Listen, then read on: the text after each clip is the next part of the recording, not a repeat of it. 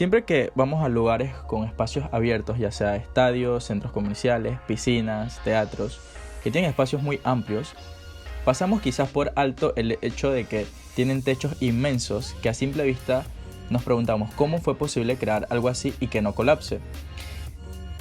En el mundo de la construcción, a estas estructuras se le denominan cubiertas de grandes luces, ya que son estructuras las cuales abarcan grandes espacios sin la necesidad de contar con apoyos intermedios. Este tipo de estructuras las podemos ver desde el siglo XIX, cuando surgieron por primera vez en las estaciones del tren del viejo continente como una solución rápida a la hora de colocarle techo a una estructura. Este tipo de estructuras son muy visibles en la actualidad en muchos estadios debido a que pueden abarcar amplios espacios.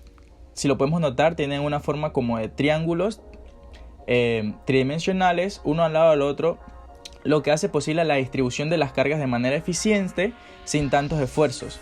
Estas estructuras se le conocen como estructuras espaciales debido a su forma y por las ventajas que ofrecen.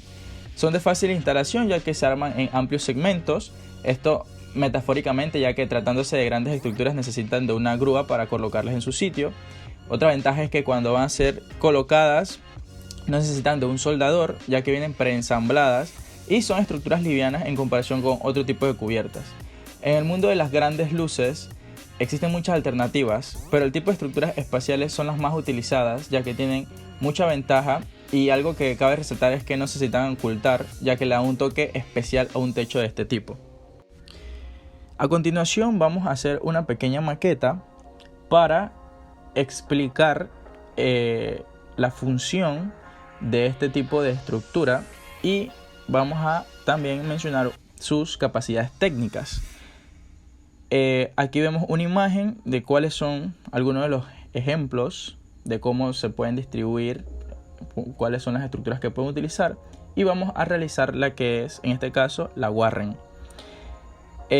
Los materiales empleados en la ejecución de las celosías influyen en gran medida en la luz de vano que éstas pueden alcanzar, así como la precisión y la ejecución de sus nudos. El uso de estas celosías suele ser frecuente cuando sean luces mayores de 10 metros y hasta 60 metros en condiciones geométricas normales. Incluso con diseños especiales se pueden hacer más largas. Estas celosías están formadas principalmente por dos cordones, uno superior a compresión y otro inferior a tracción, suponiendo para el análisis un modelo de una celosía biapoyada en sus extremos, además de unas barras entre estas dispuestas de modo que queda perfectamente triangulado el conjunto. Estas barras pueden colocarse de esta forma, favoreciendo el trabajo de tracción o compresión en función de esta disposición. Todas ellas de directriz recta y sección cortante, haciendo coincidir siempre los ejes longitudinales entre ellos y en el centro del nudo al que acometen. El resultado de plantear la celosía como biapoyada en sus extremos es que la resultante de las cargas que sobre esta gravitan se reparten al 50% en sus dos apoyos y que el momento máximo que generan se da en la sección central del vano considerado. En estas imágenes también podemos ver la deformación de la celosía con nudos articulados y la deformación de las celosías con nudos rígidos. En el caso de la segunda imagen, que las barras son sometidas a esfuerzos de tracción, se debe comprobar que poseen la suficiente área para soportar dicho axil en condiciones de seguridad, mientras que las barras solicitadas a compresión, como por ejemplo en la imagen superior, se puede dar el caso del pandeo en las barras debido a la esbeltez que las caracteriza tanto en el plano del pórtico que forma, siendo este un desplazamiento vertical entre los elementos verticales, como son los apoyos y los montantes que se encuentran entre cordones, como el pandeo en el plano transversal al pórtico, pandeo en el plano horizontal, que dependerá de la longitud de enrostamiento en el mismo plano. Tenemos que tener en cuenta que todos los nudos se consideran como articulaciones que permiten el giro relativo entre barras. Los nudos se ejecutan como nudos rígidos, ya sea mediante soldadura en taller o en obra, si las condiciones de proyecto lo permiten, o por tornillos pretensados o no, y considerando la articulación gracias a la deformación que son capaces de asimilar las barras que se concentran en los diferentes nudos.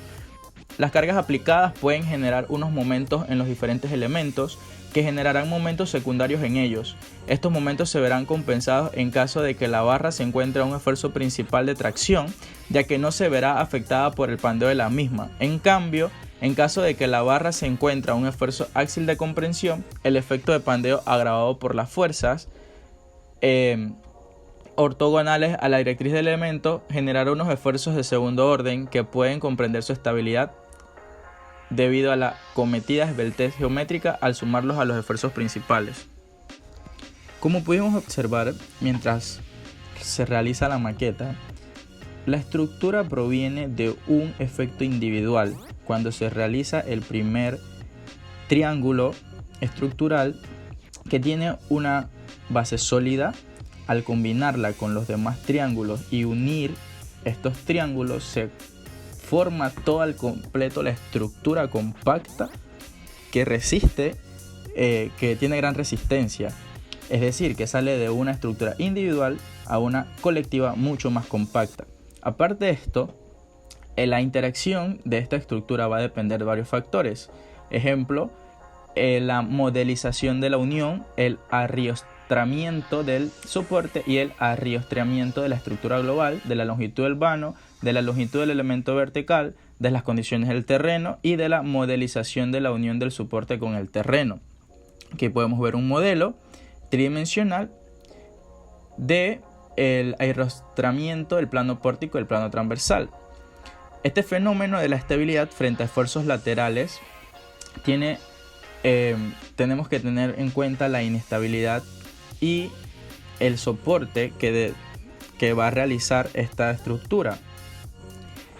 Tiene que ser empotrado en su base y tiene una libre encoronación sobre el que dará una carga, con lo que el soporte comprimirá y sufrirá una deformación de un valor negativo. Hay que aplicarle la fuerza lateral. La carga inicial se va a desplazar junto con el final del soporte en la dirección de la fuerza y se generarán momentos en la base del soporte que trata de contrarrestar la fuerza horizontal aplicada. La estabilidad influye también en gran medida en el diseño de la celosía, tanto en el plano del pórtico como en el transversal, pero esta estabilidad afecta del mismo modo el plano pórtico y transversal de los elementos verticales. Una estructura sin arriostrar significa que los soportes trabajarán como vigas en voladizo, después en vertical, que soportan todas las cargas horizontales, mientras que si se arriostra en ambas direcciones principales, la estabilidad y por tanto el comportamiento de la estructura en general se van a modificar y así las leyes de los esfuerzos de los soportes serán mucho más resistentes. Aquí podemos ver unas imágenes.